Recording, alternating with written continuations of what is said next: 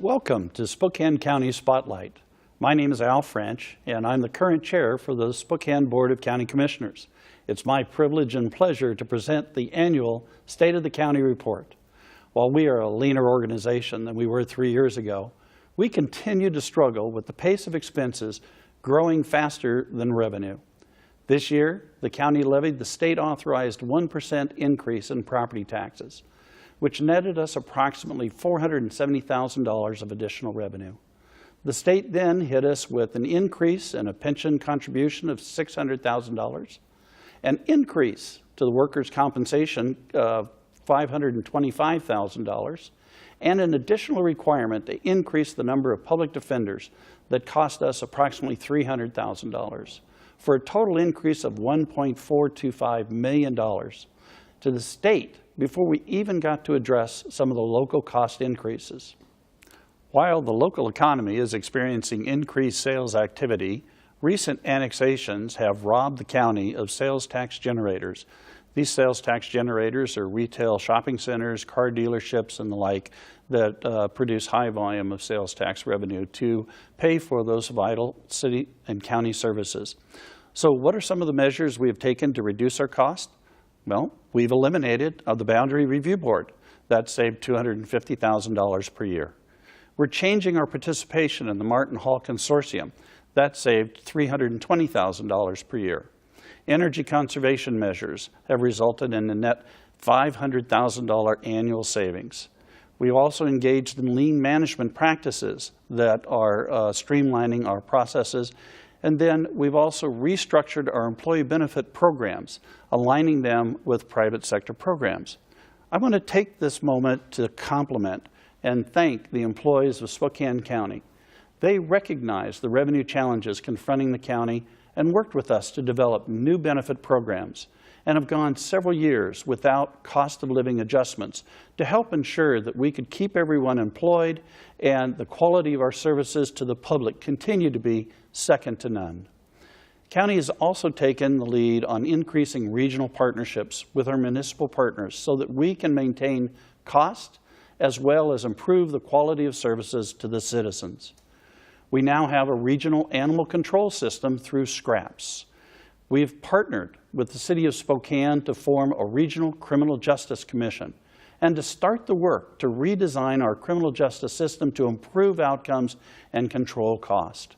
As part of this process, the county commissioners have also taken on the responsibility of managing and operating the jail and Geiger Correctional Facility. We continue to work with our City of Spokane to promote historic preservation projects in the region. We are committed to the underlying principle that we are blessed as a region with some incredible architecture that needs to be preserved. Spokane County made the largest contribution from a local governmental entity to the restoration of the Fox Theater. We are in the middle of a restoration project of the Spokane County Courthouse, one of 2 courthouses in the state built prior to the 1900s. We will soon be activating the Regional Emergency Communication System that you, the voters, approved in 2008. For the first time, first responders across the county will now be able to communicate with each other throughout the region. We continue to add property for natural recreational opportunities through our Conservation Futures program. We now have over 7,200 acres available to the public for recreational activities. On November 17th of this year, the county will be in control of the regional solid waste system and working to make this transition seamless to our customers while continuing to explore opportunities to reduce future costs for the disposal of our solid waste. These are just a few of the examples of how we are working with our municipal partners to provide excellent services to the best possible cost for our taxpayers. In addition to our regional efforts, we are making significant changes internally to enable us to live within our means while at the same time improving services to you, our customers. Since 2009, Spokane County has been awarded $1.7 million in energy conservation grants from both federal and state sources, and an additional $1 million in energy loans for the completion of ongoing construction projects to the county courthouse and county campus, totaling $6.5 million. In addition, the county has received energy conservation incentives from Avista Corporation, totaling almost $1.4 million since 2000. And Avista has estimated the county's annual energy savings to be approximately $500,000 per year. The Building and Planning Department has developed an over-the-counter building permit process for small business tenant improvement projects under 4,000 square feet in size. Now, a small business owner can come into the building department and in less than 60 minutes walk out with a building permit to allow them to start construction on their project, and we've been able to reduce the cost of that permit by 75%. We've also implemented an accelerated fast-track permitting review process and electronic online permitting. As you can see, the county is fully committed to improving the quality of our service to the community and living within our available revenues. However, as I mentioned, we can't control unfunded mandates that impact us from the state and federal delegations and administrations. So how do we expand our revenue? Well, through business expansion and growth. In fact, state statute requires counties to engage in activities and this to promote economic prosperity, and this Board of County Commissioners takes this charge very seriously. We hear this from both the business community as well as our citizens. They not only want good jobs, but they want family wage jobs, and we're committed to providing those. So what is the role of county government? And what role do we play in promoting economic development? Well, this is my guiding principle, and I believe that it is shared by my fellow commissioners. As an architect and real estate developer, and after having spent 8 years on the Spokane City Council, one of the things that I saw in the business community was the need for consistency in development regulations between the cities and the county. So we moved to increase allowable building heights in the light industrial zones to 150 feet to match the city of Spokane.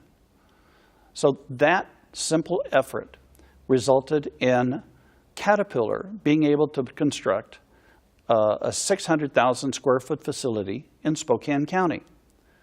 That also allowed for the construction of Odom Corporation of a regional distribution facility, Wimco Manufacturing on a new manufacturing facility, all located in the county, because we made the simple adjustment on our development regulations that allowed for business expansion and the creation of jobs.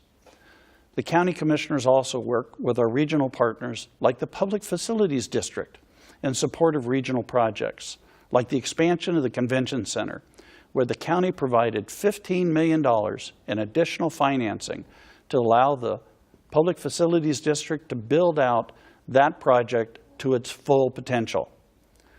This expanded convention center contributed to Karen and Walt Worthy's decision to build their new hotel project right across the street.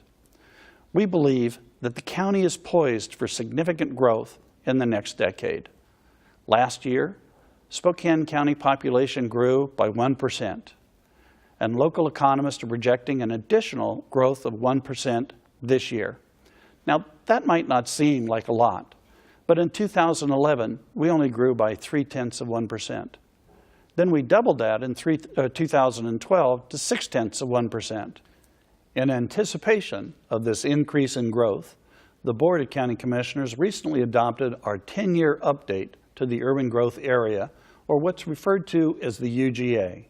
This updated boundary addresses areas prime for business development and residential expansion.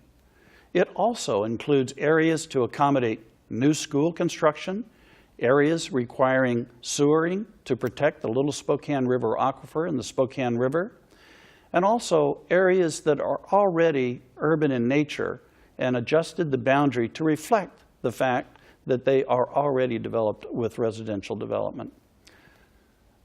Finally, we've adopted elements to incorporate the recently adopted Joint Land Use Study, or JLUS, U.S., to protect both Fairchild Air Force Base and Spokane International Airport.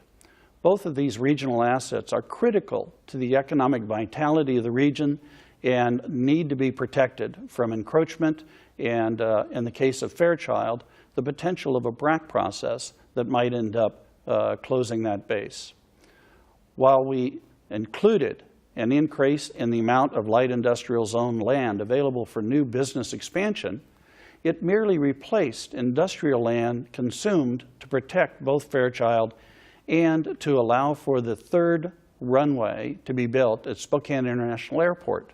So it barely keeps up with the demand to keep us competitive with adjoining counties and states.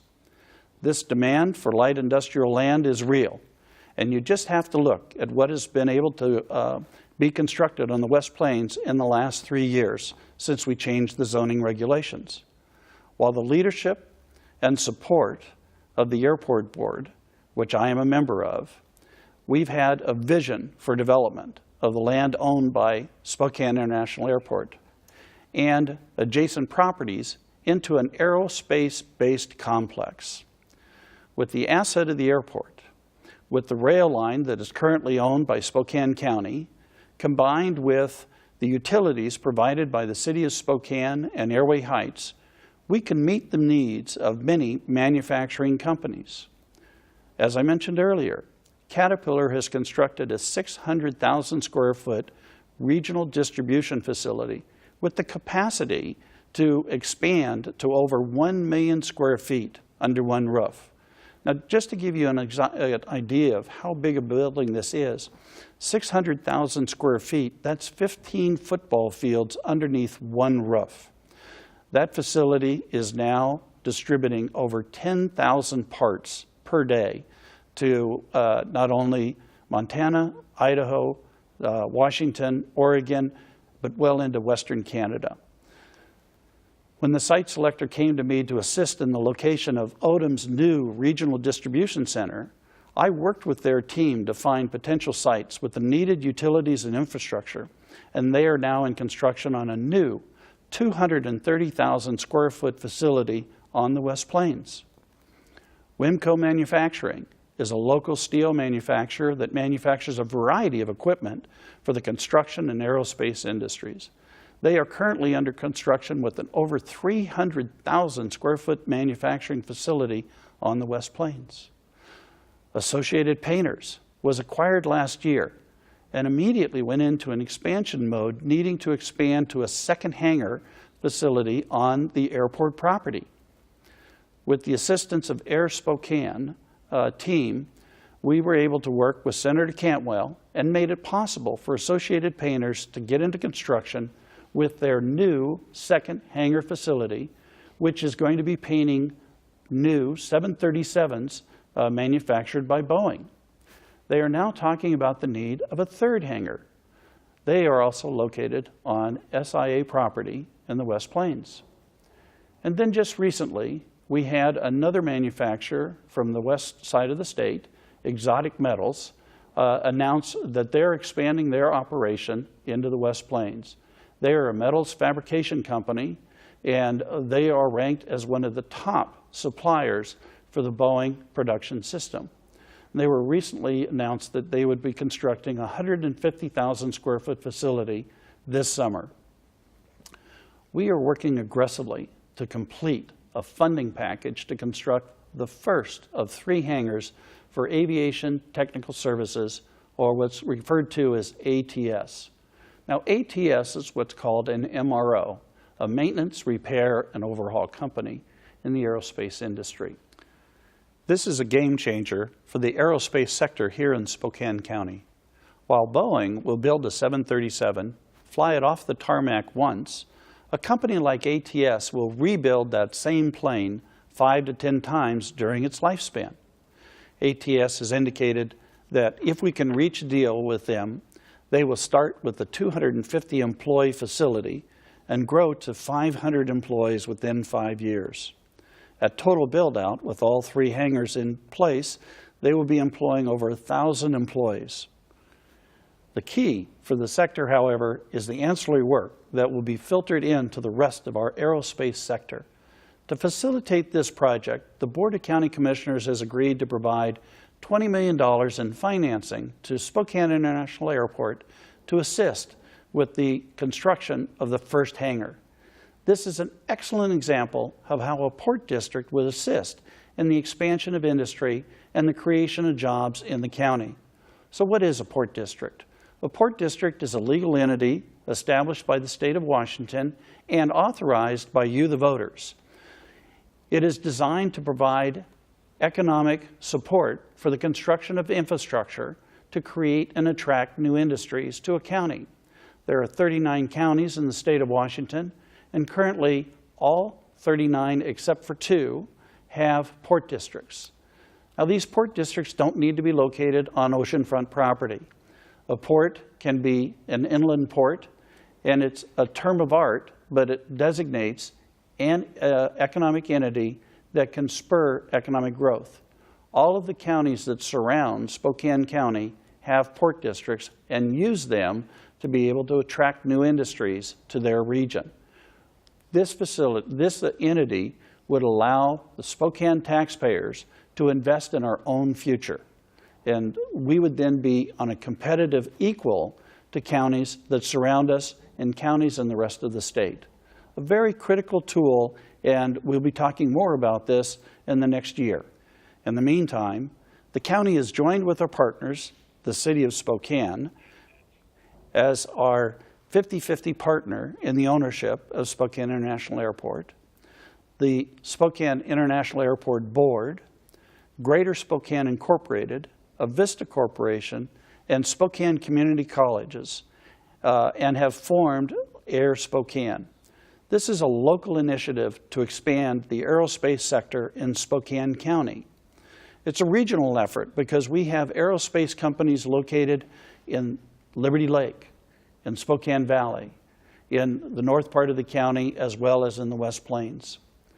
We are also working with Inland Northwest Aerospace Consortium, or what's referred to as INWAC, which represents over 100 aerospace manufacturers already here in the Spokane region who employ over 8,000 employees in the aerospace sector. The Board of County Commissioners continues to be big supporters of the University District campus, and we're working to pursue the possibility of building a new medical examiner's facility on or adjacent to the medical school and leverage the service and educational opportunities that this relationship will offer.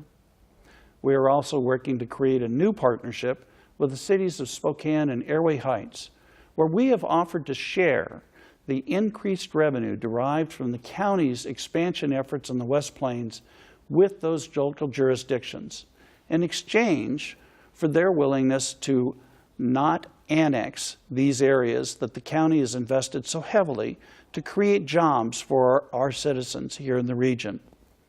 We're also working to bring new industries to other parts of the county as well. Commissioner Todd Mielke is working to bring new life to the previous Kaiser Mead plant property, as well as working with property owners adjacent to the new North Spokane corridor to spur development and leverage that very valuable resource for the region. The Board of County Commissioners remains committed to the completion of the North Spokane corridor in my lifetime. It is my goal to drive the full length of that corridor as opposed to traveling in it on a hearse. The Spokane corridor and I started our lives at the same time. And during the last 62 years, I've seen this country make it to the moon and make it to Mars, and we need to make it to I-90 and complete this very vital infrastructure for the region. The population for Spokane County is rapidly approaching 500,000 residents living within our borders. But we're a very diverse county. We have folks that live in the southern part of the county that travel to Spokane Valley for employment, folks that live on the north side of Spokane that travel to Liberty Lake for employment. So we really are a region, and we need to focus and function as a region as we're working to attract new businesses to this community. We also need to be focused as a region in promoting our existing businesses. allowing for the expansion of production and the creation of new jobs. So it's critical that we as a community come together and function and work together. Other businesses that want to look at coming to a community like ours look at not only the assets that we have, but how well do we function as a region? Are we united? Are we focused? Are we committed to being able to provide a climate that will attract new people to this region? And it's important that we attract new people to this region because it means economic vitality and the creation of new jobs for existing citizens. It also helps disperse the cost of government over a broader base. So we are working aggressively to function as partners with our municipalities. 13 municipalities, all of the residents in all 13 cities are county residents. And so we need to respect the fact that while they choose to live in different communities for a variety of different reasons, as a region, we need to function as a whole. And that's why the state statutes direct that the Board of County Commissioners be invested into creating economic vitality for their county. We are the largest governmental entity, and we're the ones that are best committed to being able to make this a reality for our taxpayers. And so we are working. We are leaning into the wind, and we are moving forward with a number of initiatives to control cost, to improve the quality of services, and to maximize the value of your tax dollars. We're committed to protecting our quality of life because that's what's attracted so many of us to this region. Working to enhance our economic vitality so all of us have access to good family wage jobs, and expanding and improving the employment base. Protecting our community assets, whether it's Fairchild Air Force Base that represents $1.3 billion of economic activity for us as a region every year, or working to expand Spokane International Airport so it allows not only us to travel to other parts of the country and the world, but also allows visitors to come to our community. And we're working to maintain over 2,500 linear miles of roads so that you can get from your home to your schools, to your businesses, to your churches, and to other recreational activities in the region. And we're working to preserve the natural environment and not only for our current, but future generations. We are active, we are engaged, and we're here to serve you. And we thank you for the privilege of being able to serve the county residents of Spokane County. Have a great day, and thank you.